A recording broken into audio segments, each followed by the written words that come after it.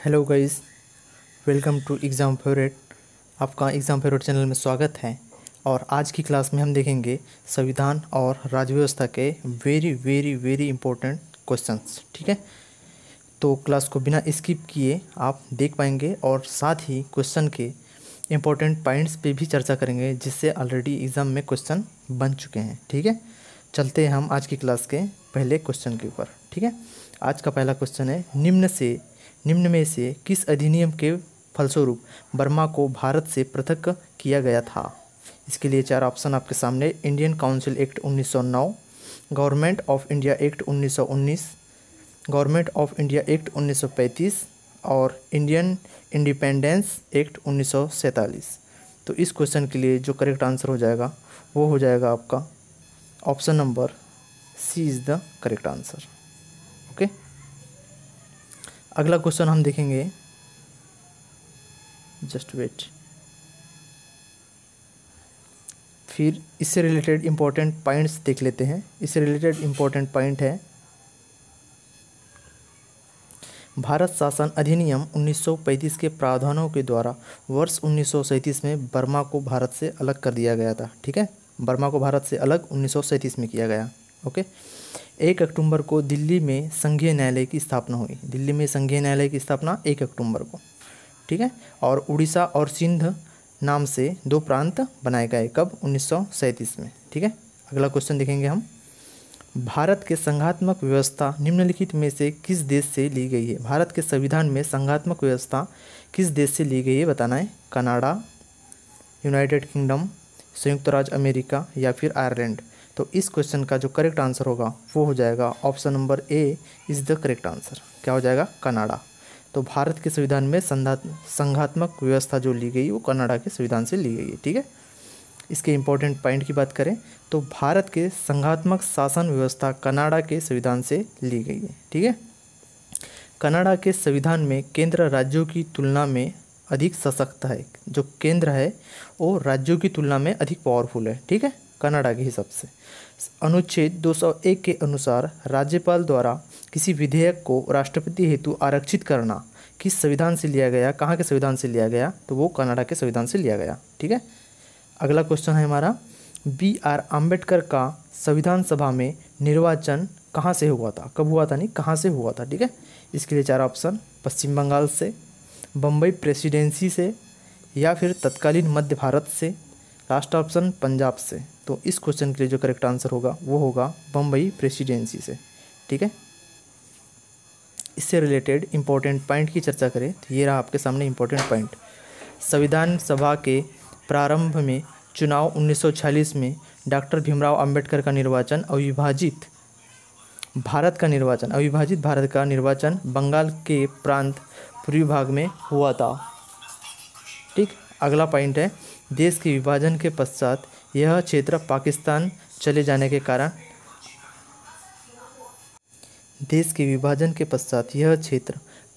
में चले जाने के कारण अम्बेडकर पाकिस्तान में चले गए थे। ठीक है, अगला पॉइंट है, बम्बई प्रेसिडेंसी के पुनः संसदीय क्षेत्र के उपचुनाव में निर्वाचित हुए थे।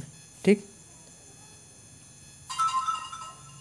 और ये रहा आपके सामने, संविधान सभा के समक्ष संविधान की प्रस्तावना किसने प्रस्तुत की थी? इसके लिए चार ऑप्शन रहेंगे: Jawaharlal Nehru, doctor BR Ambedkar, BN Rao और महात्मा गांधी। ठीक है, तो संविधान सभा के समक्ष संविधान की प्रस्तावना किसने प्रस्तुत की थी? इसके लिए चार ऑप्शन आपके सामने दिए हैं: Jawaharlal Nehru, doctor BR Ambedkar, BN Rao और महात्मा गांधी। तो इसका जो करेक्ट आंसर हो जाएगा वो क्या हो जाएगा? इस क्वेश्चन के लिए जो राइट आंसर होगा वो होगा option number A, Jawaharlal Nehru. ठीक है, और इससे रिलेटेड अगर से इंपॉर्टेंट पॉइंट की बात करें तो इससे रिलेटेड इंपॉर्टेंट पॉइंट है, संविधान सभा की जो तीसरी बैठक हुई थी वो 13 दिसंबर 1946 को हुई थी। कब हुई थी? 13 दिसंबर 1946 को। ठीक है, और जवाहरलाल नेहरू द्वारा संविधान सभा के समक्ष संविधान की प्रस्तावना उद्देश्य का प्रस्ताव प्रस्तुत किया गया था। ठीक है, किसके द्वारा? जवाहरलाल नेहरू के द्वारा। इस उद्देश्य प्रस्ताव के प्रारूप भारत के भावी प्रभुसत्ता संपन्न लोकतांत्रिक गणराज्य की रूपरेखा प्रस्तुत की गई थी। ठीक है, जिससे सभी लोगों के लिए सामाजिक, आर्थिक एवं राजनीतिक न्याय आदि सुनिश्चित हो सके, इस प्रस्तावना को संविधान सभा द्वारा 22 जनवरी 1947 को स्वीकार किया गया था। ठीक है, और ये रहा आपके सामने में अगला क्वेश्चन, निम्नलिखित में से संघ संविधान समिति का अध्यक्ष कौन था? ठीक है, इसके लिए 4 ऑप्शन सामने, आम्बेडकर, कृपलानी, नेहरू या फिर अल्लादी कृष्णस्वामी अय्यर। ठीक है, तो इस क्वेश्चन के लिए जो करेक्ट आंसर हो जाएगा वो क्या होगा? इस क्वेश्चन का जो राइट आंसर हो जाएगा वो हो जाएगा आपका option number C, Jawaharlal Nehru.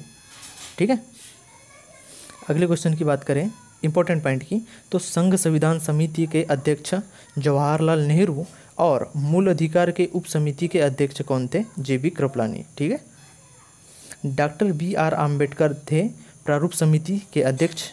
ठीक है, और अल्लादी कृष्णस्वामी अय्यर वो प्रारूप समिति के सदस्य थे। सदस्य कौन थे? अल्लादी कृष्णस्वामी अय्यर, और अध्यक्ष थे डॉक्टर BR आम्बेडकर। ठीक है, अगला क्वेश्चन ये रहा, भारतीय गणतंत्र की 26 जनवरी, भारतीय गणतंत्र दिवस कब होता है? 26 जनवरी 1950। ठीक है, तो भारतीय गणतंत्र की 26 जनवरी 1950 को संवैधानिक वस्तु स्थिति क्या थी जब संविधान लागू किया गया था? इसके लिए 4 ऑप्शन, लोकतंत्रात्मक गणतंत्र, संपूर्ण प्रभुत्व संपन्न धर्मनिरपेक्ष लोकतंत्रात्मक गणराज्य, थर्ड ऑप्शन संपूर्ण प्रभुत्व संपन्न लोकतंत्रात्मक गणराज्य, और फोर्थ ऑप्शन है आपके सामने में संपूर्ण प्रभुत्व संपन्न समाजवादी धर्मनिरपेक्ष लोकतंत्र गणराज्य। ठीक है, तो इस क्वेश्चन के लिए जो करेक्ट आंसर हो जाएगा वो हो जाएगा आपका ऑप्शन नंबर सी। ठीक है, क्या हो जाएगा इसका राइट आंसर? संपूर्ण प्रभुत्व संपन्न लोकतंत्रात्मक गणराज्य इस क्वेश्चन के लिए करेक्ट आंसर हो जाएगा।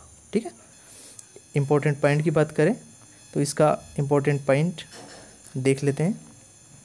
26 जनवरी 1950 को भारतीय गणराज्य की संवैधानिक वस्तु स्थिति भारतीय संविधान की उद्देशिका के अनुसार संपूर्ण प्रभुत्व संपन्न लोकतंत्रात्मक गणराज्य ने की थी। यहाँ पर थोड़ा सा मिसप्रिंट हुआ है, गणराज्य हो गया है, गणराज्य, वो गणराज्य ने है। ठीक है, तर्क कर लीजिएगा।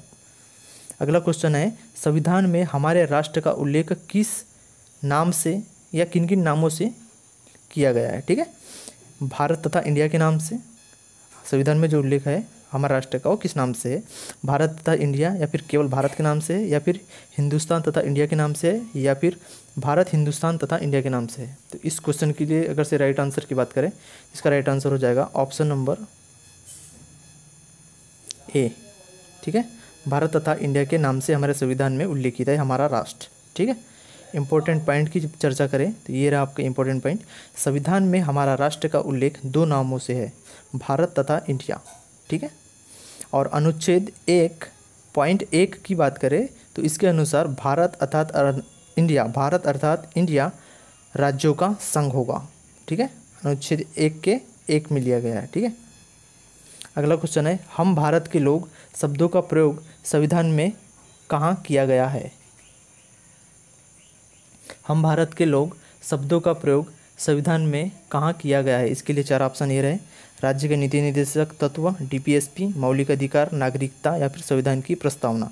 तो आपको बताना है इस क्वेश्चन के लिए करेक्ट आंसर क्या हो जाएगा। तो इस क्वेश्चन का जो राइट आंसर हो जाएगा वो होगा संविधान की प्रस्तावना। ठीक है, संविधान की प्रस्तावना से लिया गया है। अगला क्वेश्चन, इस इंपॉर्टेंट पॉइंट इसके देख रहे हैं। ठीक है, भारतीय संविधान की प्रस्तावना का प्रारंभ हम भारत के लोग शब्दों से प्रारंभ होता है। संविधान का मूल स्रोत भारत की जनता है तथा समस्त शक्तियों का केंद्र बिंदु है और वह किसी बाह्य सत्ता के अधीन नहीं है। ठीक है, अगला क्वेश्चन, निम्नलिखित कथनों पर विचार करिएगा। ठीक है, भारत के लोकतांत्रिक राज्य व्यवस्था है, भारत के लोकतांत्रिक राज्य व्यवस्था है। ठीक है, और अगला यह ऑप्शन है आपके सामने में, भारत एक प्रभुसत्ता संपन्न राज्य है। ठीक है, और भारत में लोकतांत्रिक समाज है, या फिर फोर्थ ऑप्शन भारत के कल्याणकारी राज्य है।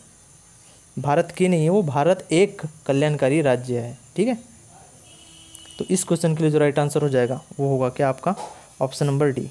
तो हमको पता है कि भारत एक कल्याणकारी राज्य है। ठीक है,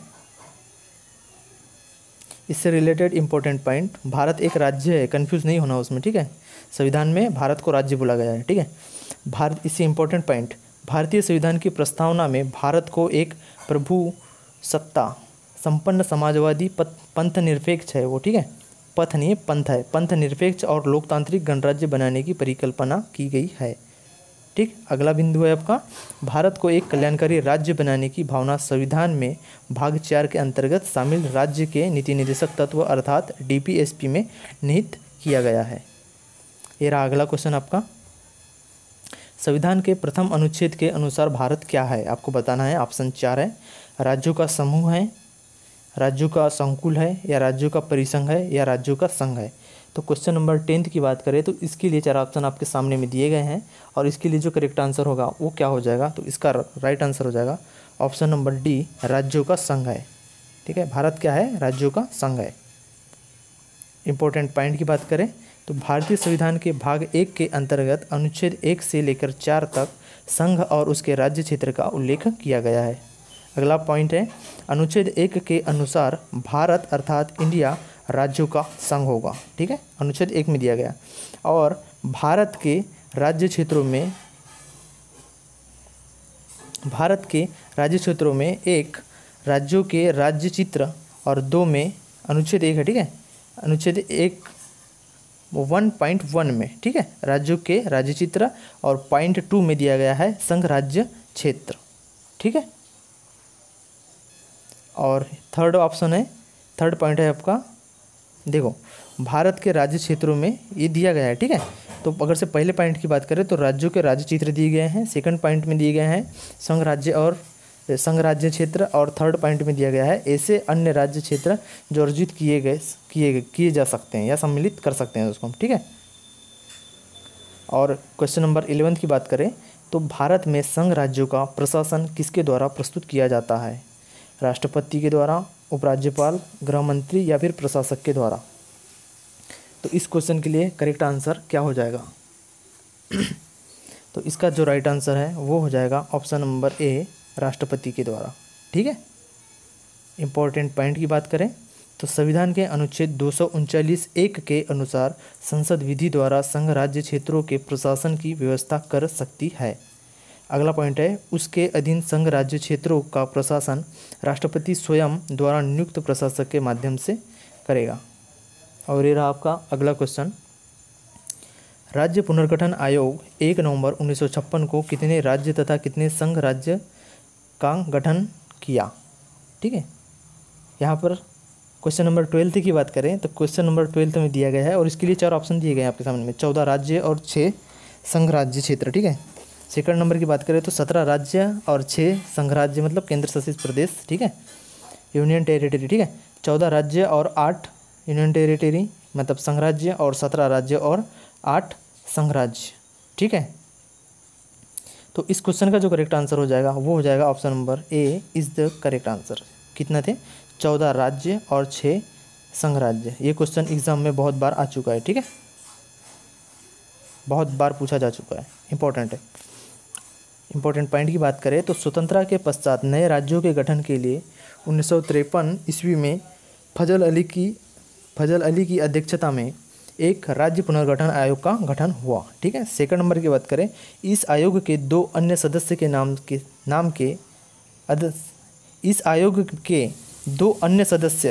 नाम के.एम. पनिक्कर और H.N. कुंजरू थे। ठीक है, राज्य पुनर्गठन के लिए 4 आधार बताए गए हैं, वो है भाषाई एवं सांस्कृतिक एकरूपता, ठीक, देश की एकता और अखंडता, वित्तीय एवं प्रशासनिक एकरूपता, और चौथा है एक कल्याणकारी योजनाओं का क्रियान्वयन। ठीक है, और लास्ट पॉइंट है आपका, आयोग की अनुशंसाओं के आधार पर 7वें संविधान संशोधन अधिनियम 1956 के द्वारा राज्य पुनर्गठन आयोग की योजना को क्रियान्वित किया गया, और 1 नवंबर 1956 को 14 राज्य और 6 केंद्र शासित प्रदेशों का गठन किया गया। कब किया गया, 1 नवंबर 1956। कितने राज्य, कितने केंद्र शासित प्रदेश, 14 राज्य और 6 केंद्र शासित प्रदेश। ठीक है, अगला क्वेश्चन ये रहा आपका, तेलंगाना राज्य के गठन के पश्चात भारत में राज्यों की कुल कितनी संख्या है। ठीक, 27, 28, 29 या फिर 30। तेलंगाना राज्य के गठन के पश्चात भारत में राज्यों की कुल कितनी संख्या है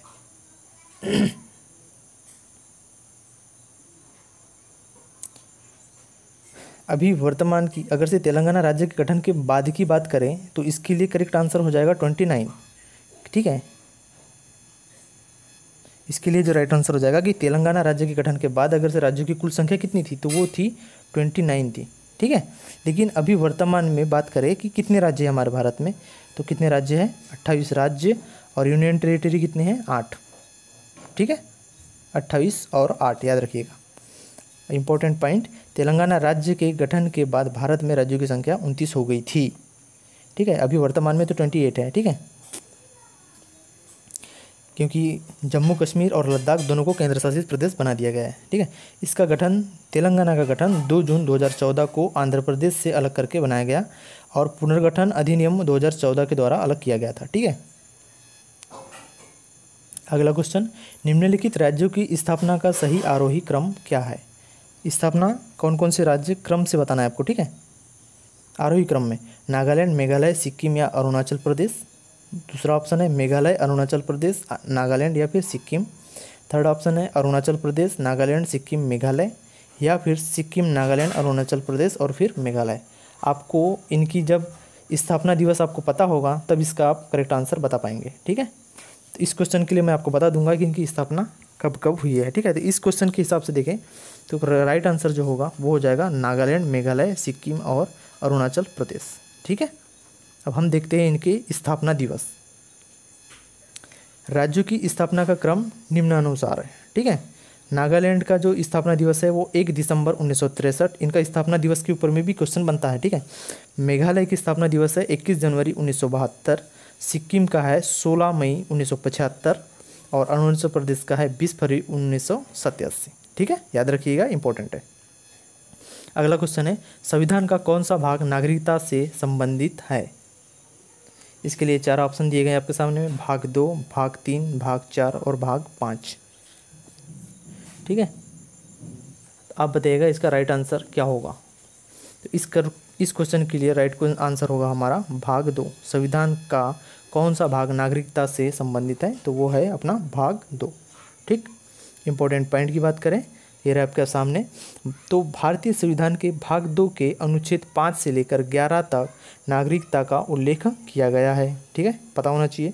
नागरिकता लोकतंत्रात्मक राज्य व्यवस्था के अपरिहार्य सिद्धांत को कानूनी स्वरूप प्रदान करती है। ठीक है, अगला क्वेश्चन ये रहा आपके सामने, भारतीय संविधान नागरिकता प्रदान करता है।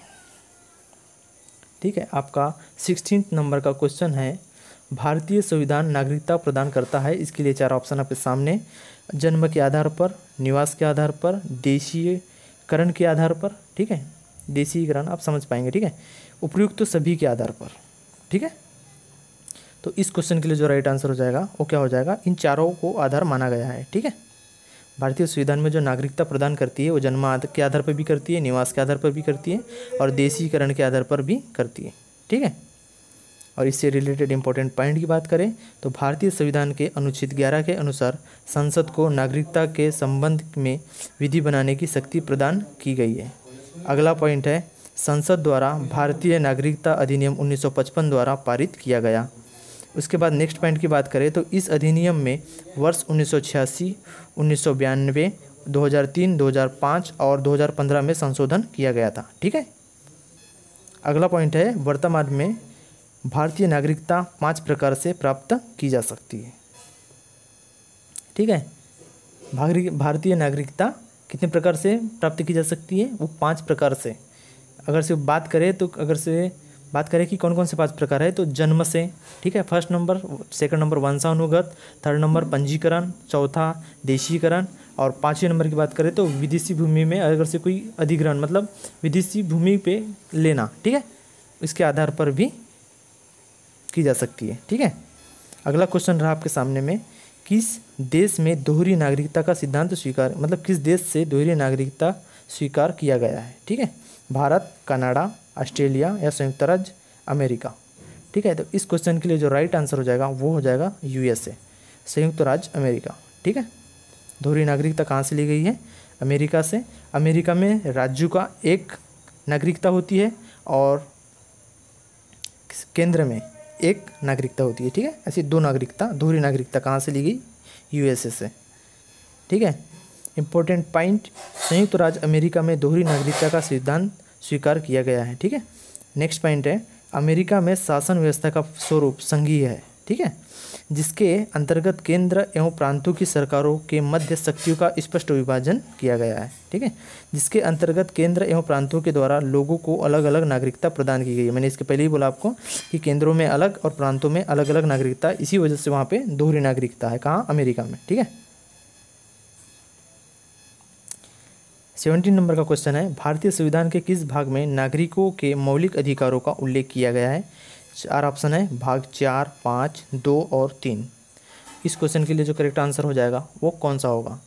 ठीक है, इस क्वेश्चन का जो राइट आंसर हो जाएगा वो हो जाएगा option number D is the correct answer. तो ऑप्शन नंबर डी में क्या दिया गया आपका? भाग 3। ठीक है, तो भारतीय संविधान के किस भाग में नागरिकता के मौलिक अधिकारों का उल्लेख किया गया? तो भाग 3 में उल्लेख किया गया है। इंपॉर्टेंट पॉइंट की बात करें तो भारतीय संविधान के भाग 3 के अनुच्छेद 12 से 35 तक मौलिक अधिकारों का उल्लेख किया गया है। मौलिक अधिकारों का प्रावधान अमेरिकी संविधान से लिया गया है, जो अमेरिका के अधिकार पत्र के समान है। ठीक है, अगला क्वेश्चन ये रहा, निम्नलिखित में से किस अनुच्छेद में समता के अधिकार का प्रावधान है? अनुच्छेद 14, 19, 20 या फिर 21। तो इस क्वेश्चन के लिए जो करेक्ट आंसर हो जाएगा वो क्या होगा? तो इस क्वेश्चन का जो राइट आंसर होगा ऑप्शन नंबर ए, अनुच्छेद 14 में समता के अधिकार का प्रावधान है। ठीक है, इंपॉर्टेंट पॉइंट की बात करें तो इंपॉर्टेंट पॉइंट, भारतीय संविधान के भाग 3 में निहित मौलिक अधिकारों के अंतर्गत समानता के अधिकार का उल्लेख अनुच्छेद 14 से 18 तक किया गया है। ठीक है, 14 में से नहीं हो, 14 से लेकर 18 तक किया गया है। ठीक है, अगला पॉइंट है, अनुच्छेद 14 के अनुसार राज्य नागरिकों को विधि के समक्ष समता से या विधियों के समान संरक्षण वंचित नहीं करेगा। ठीक है, विधियों के समान संरक्षण से वंचित नहीं करेगा। अगला क्वेश्चन ये रहा आपका, प्रेस की स्वतंत्रता किस अधिकार में निहित है?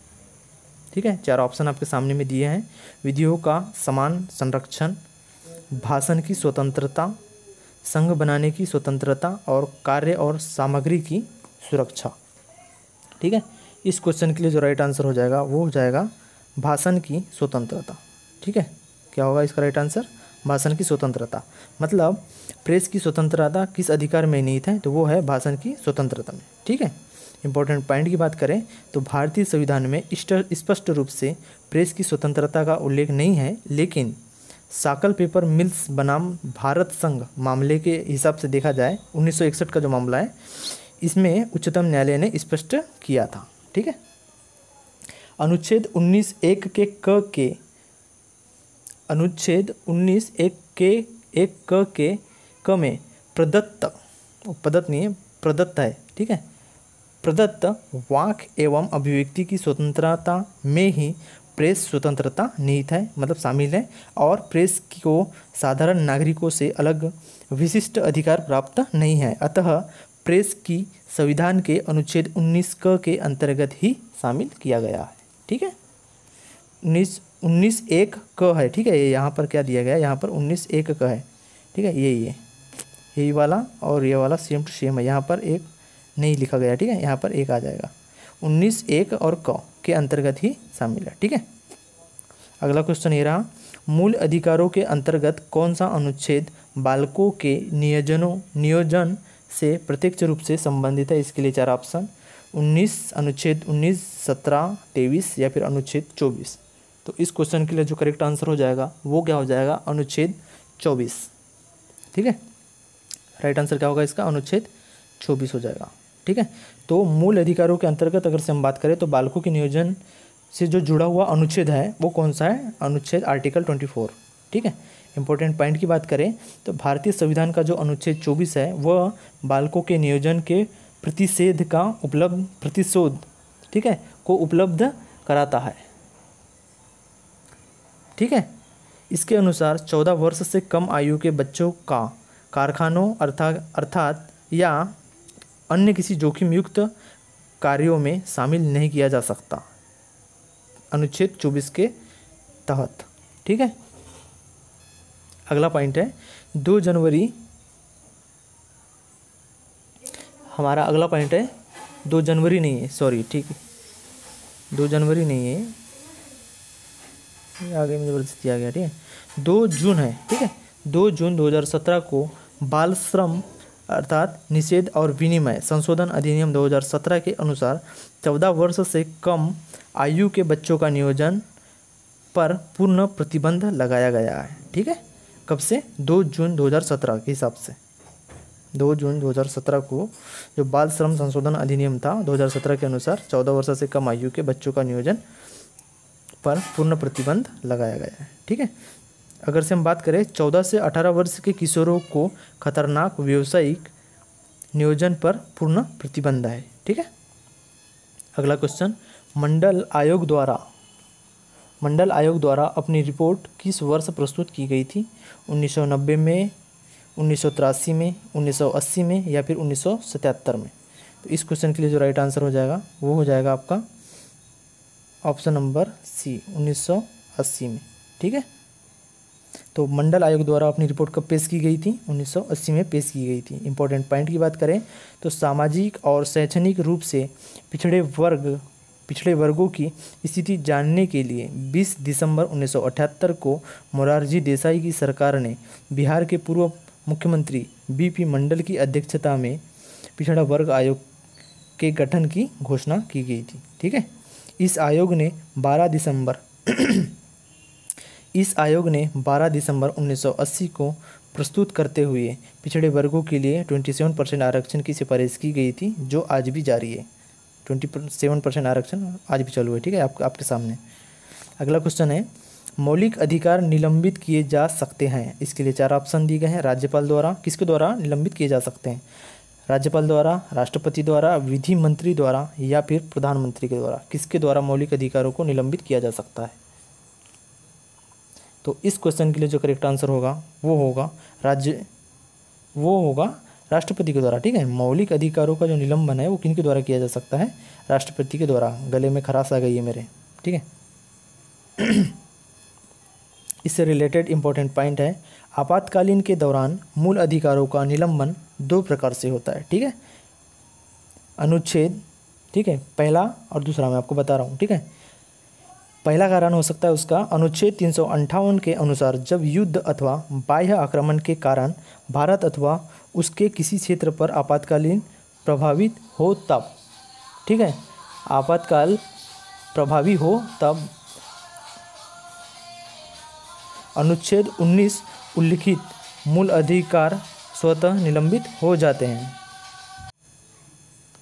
तो हम बात कर रहे थे अनुच्छेद 19 उल्लिखित मूल अधिकार स्वतः निलंबित हो जाते हैं। और सेकंड जो कारण है उसका ये है, अनुच्छेद 359 में राष्ट्रपति को अधिकार प्रदान किया गया है कि वह आपातकाल के समय अनुच्छेद 20 और 21 को छोड़कर 20 व 21 को छोड़कर अन्य किसी मूल अधिकारों के प्रवर्तन को निलंबित कर सकता है, ठीक है, 20 और 21 को छोड़कर, ठीक है। अगला क्वेश्चन, निम्नलिखित में से किसको संविधान द्वारा मौलिक अधिकारों के संरक्षण की शक्ति दी गई है? 4 ऑप्शन ये रहे आपके, भारत के सभी न्यायालयों को, संसद को या फिर राष्ट्रपति को या फिर सर्वोच्च न्यायालय और उच्च न्यायालय को। सर्वोच्च न्यायालय और उच्च न्यायालय को किसको ये शक्ति दी गई है कि मौलिक अधिकारों के संरक्षण की शक्ति, संविधान द्वारा मौलिक अधिकारों के संरक्षण की शक्ति किसे दी गई है? तो इस क्वेश्चन के लिए जो राइट आंसर हो जाएगा हमारा वो हो जाएगा सर्वोच्च न्यायालय और उच्च न्यायालय को। किसको दी गई है? Option number D is the correct answer, सर्वोच्च न्यायालय और उच्च न्यायालय को दी गई है, ठीक है। इंपॉर्टेंट पॉइंट की बात करें तो भारतीय संविधान में मौलिक अधिकारों के उल्लंघन के विरुद्ध अनुच्छेद 32 के अंतर्गत संवैधानिक उपचारों का अधिकार प्रदान किया गया है, ठीक। अनुच्छेद 32 के द्वारा नागरिकों के मौलिक अधिकारों के संरक्षण की शक्ति उच्चतम न्यायालय को प्राप्त है।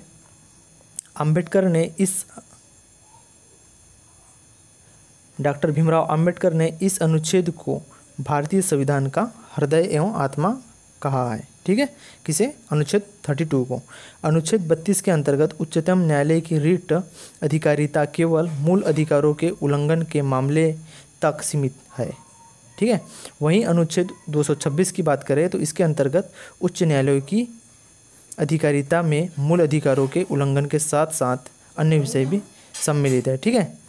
न्यायालय में 5 प्रकार की रिट जारी करते हैं, जैसे बंदी, प्रत्यक्षीकरण, परमादेश, प्रतिषेध अधिकार या फिर पृच्छा उत्प्रेषण, ये 5 प्रकार के रिट होते हैं। ठीक है, अगला क्वेश्चन हमारा सेकंड लास्ट क्वेश्चन है आज की क्लास का।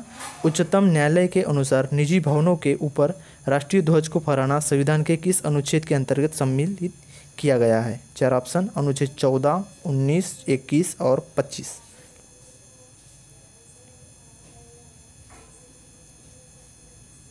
यहाँ पर ये नहीं होगा, इसका अनुच्छेद 19 नहीं होगा। ठीक है, अनुच्छेद 19 1 और यहाँ पर हो जाएगा क। ठीक है, तो उच्चतम न्यायालय के अनुसार निजी भवनों के ऊपर राष्ट्रीय ध्वज को फहराना संविधान के किस अनुच्छेद में दिया गया है? तो वो दिया गया है अनुच्छेद 19(1) क में दिया गया है। कहाँ पर दिया गया? अनुच्छेद 19(1) क में।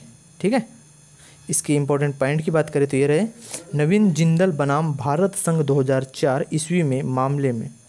ठीक है, नवीन जिंदल यहाँ पर दिया गया, नवीन जिंदल बनाम भारत संघ 2004 ईस्वी में मामले में उच्चतम न्यायालय ने निर्णय दिया कि निजी भवनों के ऊपर राष्ट्रीय ध्वज फहराना, ठीक है, संविधान के, ठीक है, एक मिनट,